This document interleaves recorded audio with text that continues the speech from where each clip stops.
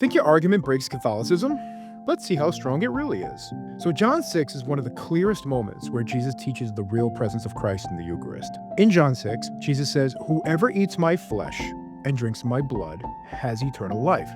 And when the crowd objects, he doesn't walk it back. He actually doubles down, proving that it's not a metaphor. It was intended to be taken literally.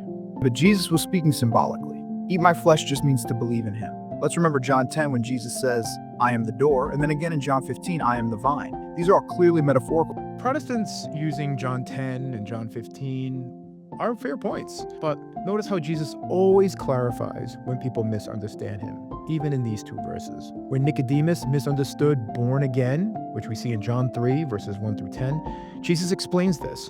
And when the Samaritan woman at the well misunderstands living water in John 4, again, Jesus explains this.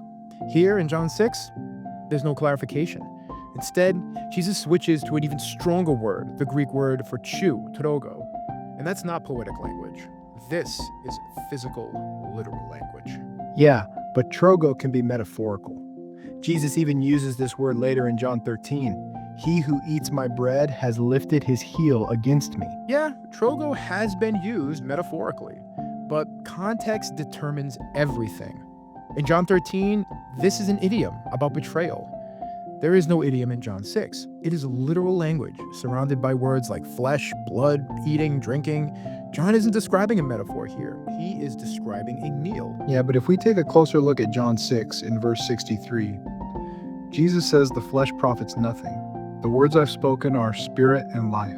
Yeah, this one's an interesting one as well. However, Jesus isn't talking about his flesh. He's talking about the flesh of us, humans. He's contrasting the flesh and the spirit, not denying his own flesh here. If the flesh really profits nothing, it means that his incarnation, his death on the cross, his resurrection, it's all nothing. Well, what I think we are actually seeing in John 6 is something we've seen before. A crowd of people becoming upset that Jesus is claiming to be divine. They are not upset because he is being literal about hitting his flesh. This is possible. He had just said he came down from heaven. This was John 6, a few verses before. But if that were all, the debate ends back there. Instead, he presses further. He says, "The bread that I will give is my flesh for the life of the world."